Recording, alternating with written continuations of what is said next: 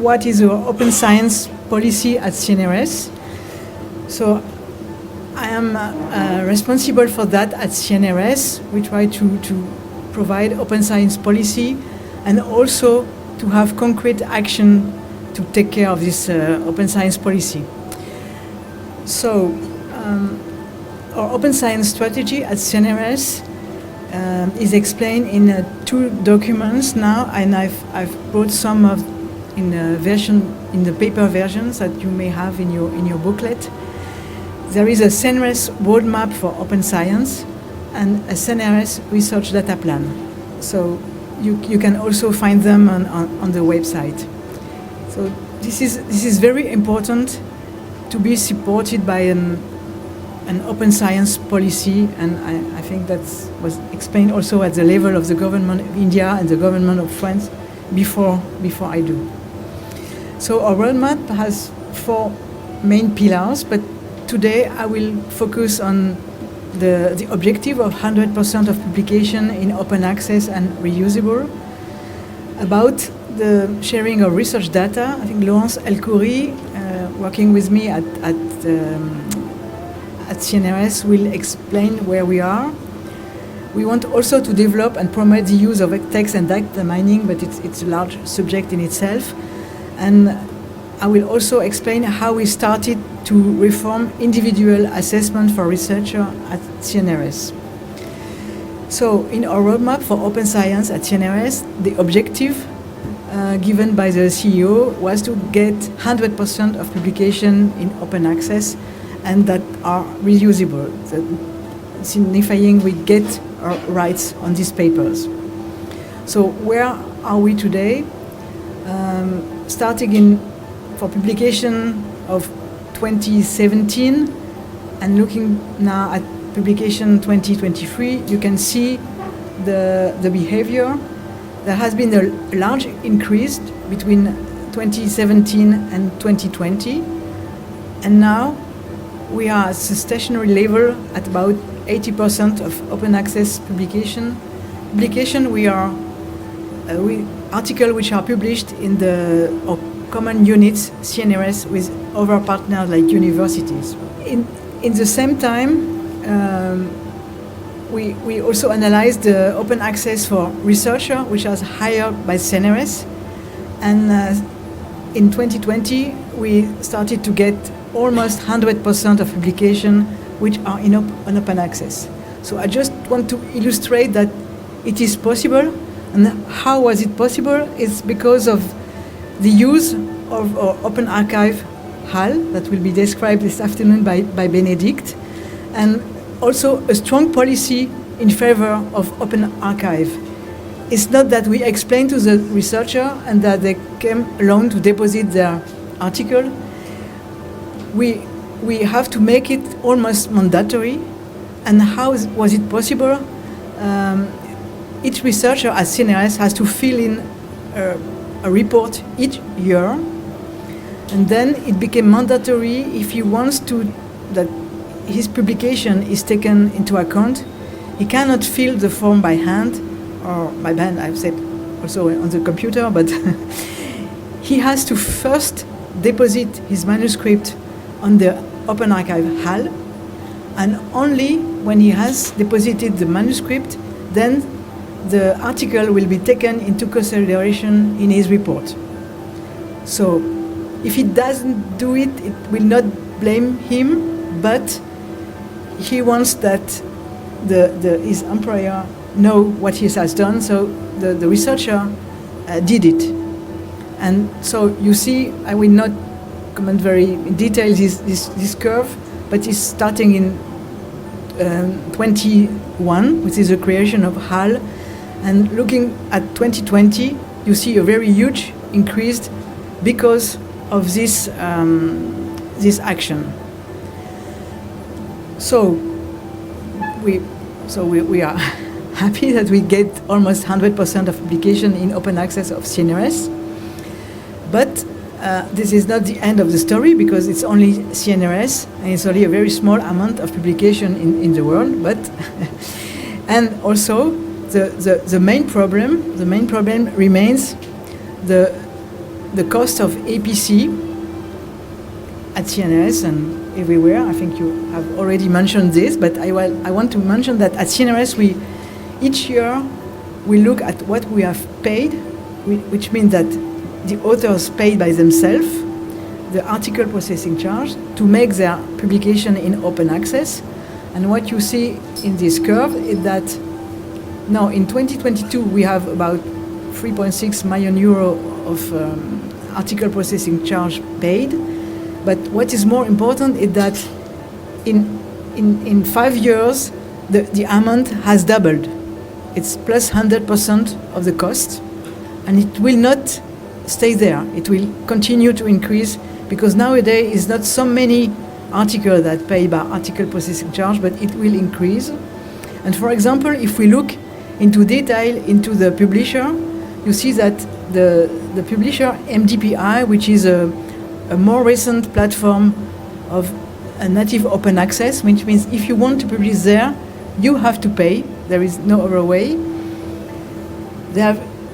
We pay like plus 800% of cost at MDPI at CNRS, because this platform has a great of success now.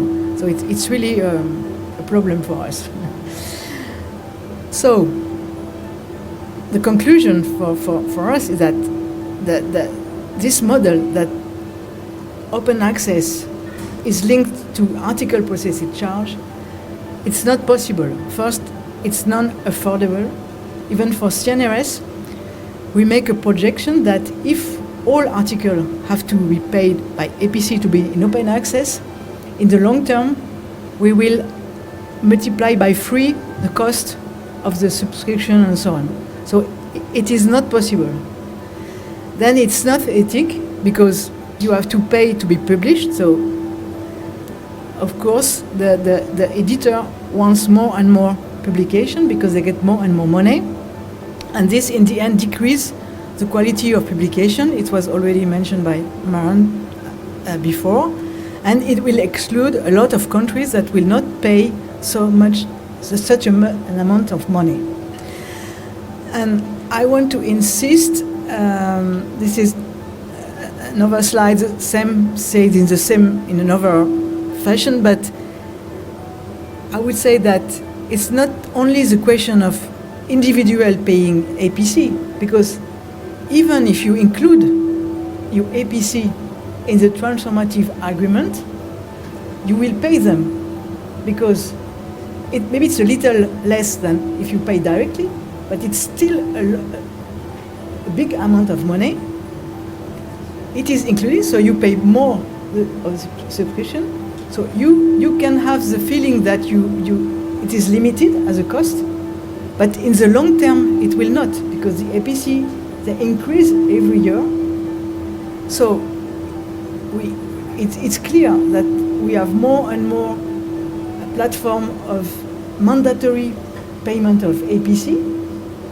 Then the publisher, they want to go towards this direction, that we pay for all journal for open access. So of course it's complicated, because nowadays we are in between, but at least a payment of APC should be avoided as much as possible, and we have to develop different models to avoid this model. So it's not the question how we can decrease APC amount, but we just have to no more APC in the long term, I think. So for that, it's also to reinforce the message. The open access publishing is recommended by the Green Route, which are open archive repository. Of course, we believe that the referring process is also very important. It's for the quality of the article. It's important. So the diamond route, where you can have diamond journals, where you have a referring process, you have such high quality of publication, is very important also. But what is called the gold route, open access with APC, should really be avoided, and we have to discuss about that. It's a very important issue. So in Europe, there is an action plan for diamond access that was launched by Science Europe, Coalition IFCPAR, and the French National Research Agency in 2022. And maybe there are other international action, and Lydia will talk also about that. And I wanted to say that we have also some example at CNRS of diamond journals, and I make just this some published initiative in France, which are open edition in human science and social science. Centre Mersenne is for mathematics and more STM domain. And peer community is also something that we support a lot.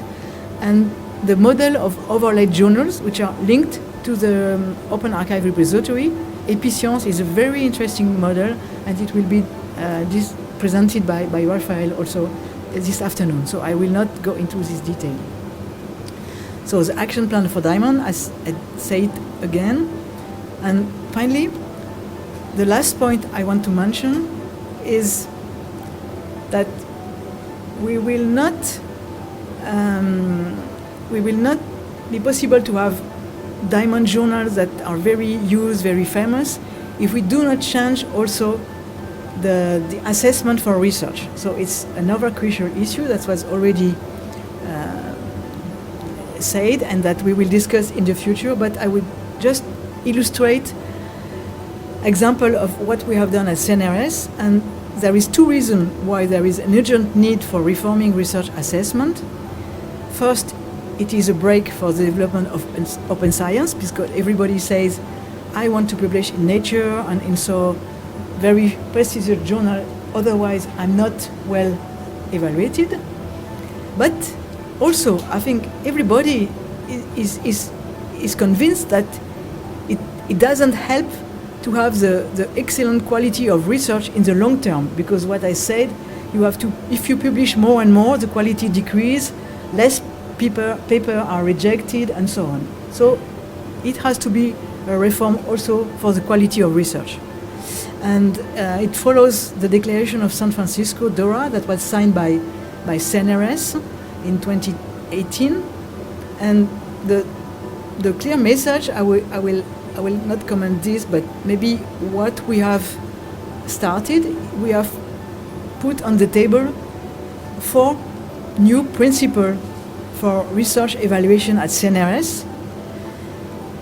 The first one is that results themselves must be evaluated and not that they have been published in a prestigious journal.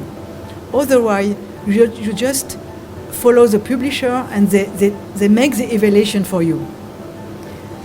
Also, for each output cited in the assessment report, you can ask a researcher to explain himself the scope, the impact, his personal contribution, why he has published such an article. Then all types of output have to be taken into consideration, not only publication. The scientific production have to be in open access, so you can look at them. But you see, the idea is to be more qualitative and less quantitative, not using all these bibliometric tools, the impact factor journal. You can publish a very bad paper in a very high impact factor journal, even a paper that will be retracted some years after. So we also changed the content of the research assessment form to take into account the diversity of researcher contribution. It's not, you see these 4 points, not only contributing to the advancement of science, but also if you supervise students, you teach, you make action for dissemination of research product, you can be a champion of innovation, or you can be a manager.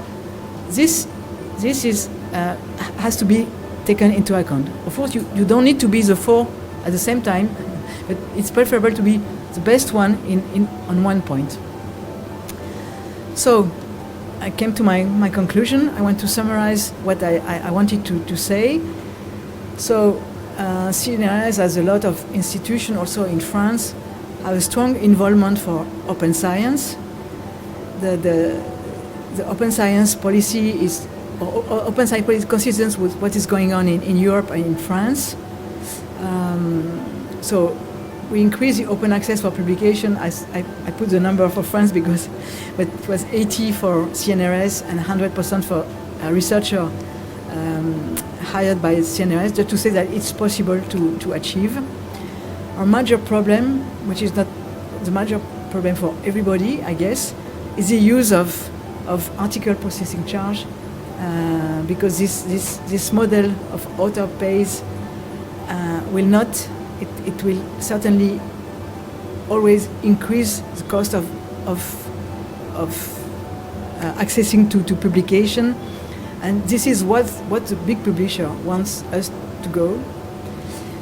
So we should have a strong commitment for diamond open access model, and this is really something that has to be discussed. And also the last point, but the least point, is reforming research assessment. And I've give you some concrete example, and it will be also discussed in this workshop about the European Coalition COARA, where we are also a member who wants to, in Europe, to be all together to change the individual assessment. But there are also international other initiatives. So thank you very much. Long live India and France friendship.